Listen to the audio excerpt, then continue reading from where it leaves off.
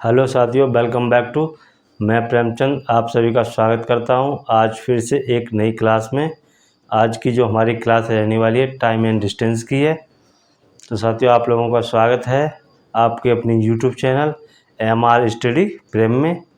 तो साथियों, आप लोगों से रिक्वेस्ट है, आप लोग अगर हमारे चैनल पर पहली बार वीडियो देख रहे हो तो हमारे चैनल को सब्सक्राइब कर लें तथा बेल आइकन को ऑल पर सेट कर ले, जिससे कि हम जब भी वीडियो डालें तो आपको नोटिफिकेशन मिल सके। और साथियों, यदि आपको वीडियो अच्छा लगे तो उसको लाइक ज़रूर कर देना, जिससे क्या है साथियों, हमें मोटिवेशन मिलता है। तो साथियों, आप लोगों के सामने जैसा कि मिल रहा है आपको, आज का हमारा टॉपिक है एवरेज स्पीड, यानी कि औसत चाल। तो औसत एवरेज स्पीड साथियों हमारी क्या होती है? एवरेज स्पीड साथियों, हमारी एवरेज स्पीड का जो फॉर्मूला होता है एवरेज स्पीड का, तो वो होता है साथियों, जैसे कभी भी हमारी गाड़ी ए से लेकर बी तक, ये बिंदु ए और बिंदु बी, ए से बी तक कभी गाड़ी हमारी जाती है 40 किलोमीटर प्रति घंटा। कितनी साथियों? 40 किलोमीटर प्रति घंटा। तथा पुनः बिंदु ए पर वापस आती है 30 किलोमीटर प्रति घंटा। कितनी साथियों? 30 किलोमीटर। साथियों, मैं आप लोगों को ये केवल एक बता रहा हूँ, 40 हो, 30 हो, कुछ भी हो सकता है, या 10 भी हो सकता है, 15 भी हो सकता है, 20 भी हो सकता है। तो साथियों, हम इन 40 और 20 30 को ना लिख के क्या लिखेंगे साथियों? x किलोमीटर प्रति घंटा और y किलोमीटर प्रति घंटा। तो साथियों, हमारा फॉर्मूला क्या बनता है? 2xy बट्टे x प्लस y। तो साथियों, एक्स वाई आप लोगों को पता ही है क्या है, यह है हमारी चाल। तो साथियों, आप लोगों का समय खराब ना हो उसके लिए मैं सबसे पहले प्रश्नों को बोर्ड पर लिख लेता हूं और आप लोगों को कराता हूं। तो साथियों, मैंने आप लोगों के सामने एक प्रश्न लिख लिया है। एक व्यक्ति स्थान ए से बी तक 12 किलोमीटर प्रति घंटा से चलता है। वह बी पर पहुंचकर पुनः बी से ए की ओर 15 किलोमीटर प्रति घंटा की चाल से चलता है। तो औसत चाल बताओ। तो औसत चाल बताओ, चाल बताओ। तो साथियों, आप लोगों को पता ही है एवरेज स्पीड क्या होती है हमारी। एवरेज स्पीड बराबर 2xy बट्टे x प्लस वाई। तो साथियों, यहाँ पर हमारा x प्लस वाई है, ये क्या है? x क्या है? तो साथियों, x हमारा क्या है यहाँ पर?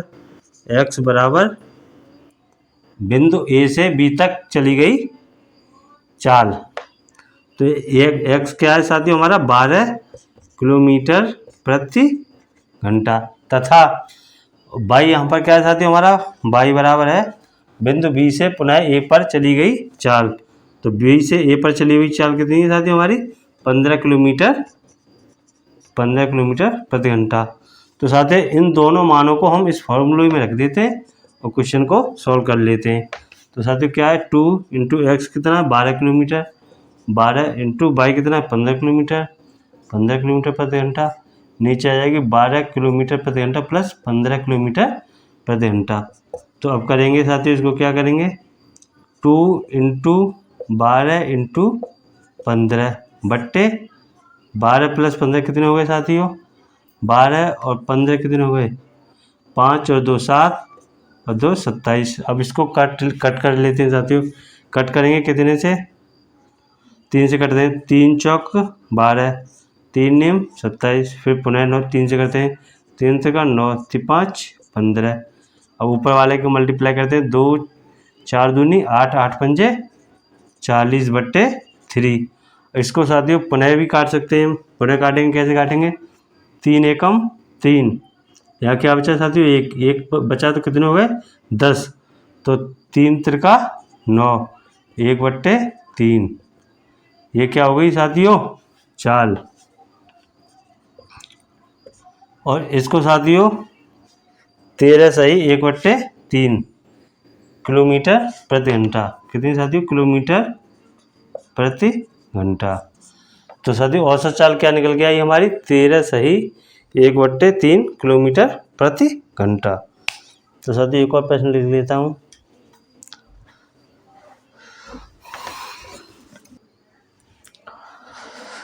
तो साथियों मैंने एक और प्रश्न आप लोगों के सामने लिख लिया है, जिसमें कह रहा है कि एक कार 1 से 20 किलोमीटर की दूरी स्थान ए से बी तक, यानी साथियों कहीं ना कहीं इसमें दे रखा है स्थान ए और स्थान बी, इनके बीच की दूरी साथियों कितनी दे रखी है? ये 120 किलोमीटर।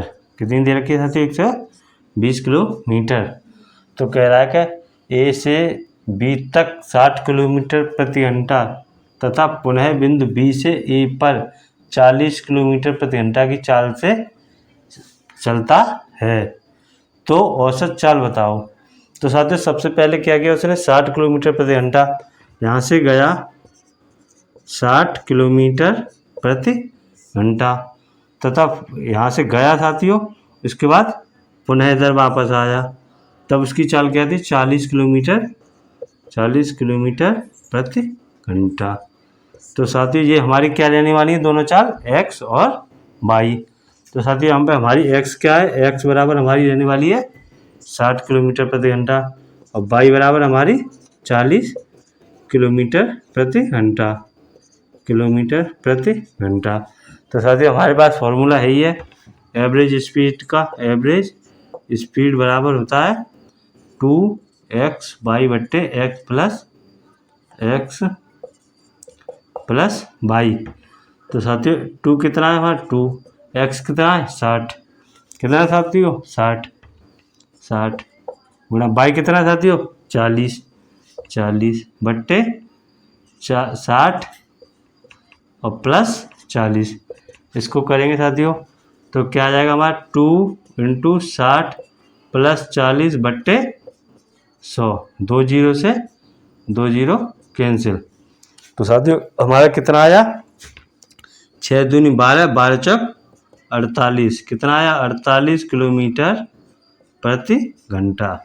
कितना आया साथियों? 48 किलोमीटर प्रति घंटा। तो साथियों मैं नेक्स्ट प्रश्न लिख लेता हूँ। तो साथियों जैसा कि मैंने आप लोगों के सामने प्रश्न लिख लिया है, तो इस प्रश्न में कह रहा है साथियों एक व्यक्ति 10 किलोमीटर की दूरी 5 किलोमीटर प्रति घंटा से व 12 किलोमीटर की दूरी 4 किलोमीटर प्रति घंटा से व 15 किलोमीटर की दूरी 3 किलोमीटर प्रति घंटा की चाल से चले तो औसत चाल बताओ। तो साथियों हमारे पास फॉर्मूला होता है स्पीड बराबर डिस्टेंस अपॉन टाइम। तो साथियों हमें क्या करना है? हमें सबसे पहले इन सभी का टाइम निकालना है, क्योंकि साथियों हमारे पास दूरी दे रखी है और चाल दे रखी है। तो स्पीड से हमें क्या निकालना है साथियों? इनका टाइम निकालना है। तो टाइम साथियों हमारा क्या होने वाला है? टाइम बराबर डिस्टेंस अपॉन स्पीड। तो साथियों सबसे पहले फर्स्ट की निकालते हैं। फर्स्ट का क्या है साथियों? टाइम लगने वाला है टाइम बराबर 10/5, 5 दूनी 10 यानी कि 2 घंटा। साथियों ये T1 मान लेते हैं हम इसे और दूसरा निकालते हैं T2 हमारा होने वाला है 12 किलोमीटर प्रति घंटा और 12 किलोमीटर और 4 किलोमीटर प्रति घंटा। तो कितना है? 12 किलोमीटर और 4 किलोमीटर प्रति घंटा। 4 दिया 12। तो साथियों कितना हो गया? 3 घंटा। इसी प्रकार T3 भी निकाल लेते हैं साथियों हम। T3 क्या है हमारा? 15 किलोमीटर की दूरी 3 किलोमीटर प्रति घंटा से। कितनी? 15 किलोमीटर की दूरी कितनी? 3 से 3 5 15। साथियों कितना होने वाला है? ये 5 घंटा। तो साथियों इसके लिए एक फॉर्मूला है हमारे पास। क्या फॉर्मूला है?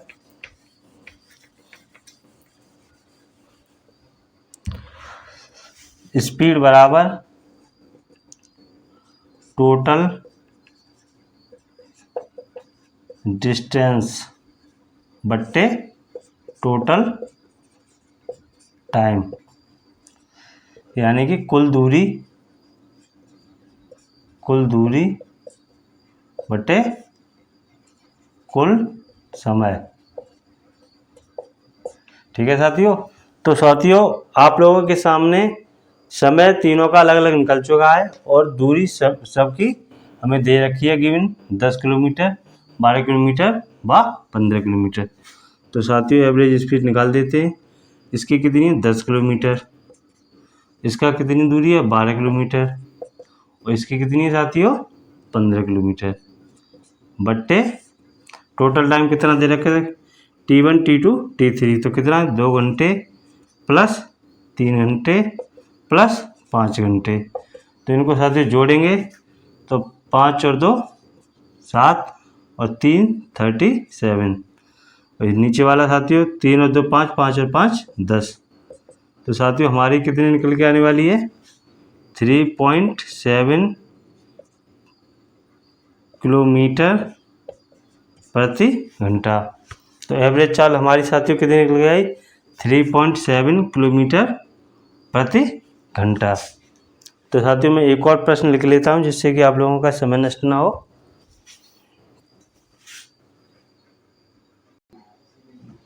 तो साथियों मैंने आप लोगों के सामने प्रश्न लिख लिए हैं।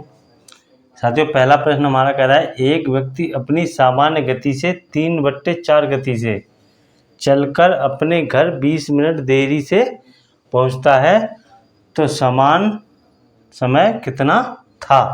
यानी कि वो जिस स्थान पर पहुंचा था वह स्थान क्या था। जैसे साथियों माना एक व्यक्ति यहाँ से चला और यहाँ पर पहुंचा, उसका घर कहाँ पर है यहाँ पर साथियों, तो वहाँ से यहाँ तक पहुँचने में समय पूछा जा रहा है कितना लगा और यहाँ से यहाँ तक अगर और जाता तो कितना समय और लगता साथियों 20 मिनट, यानी 20 मिनट देरी से पहुँचा।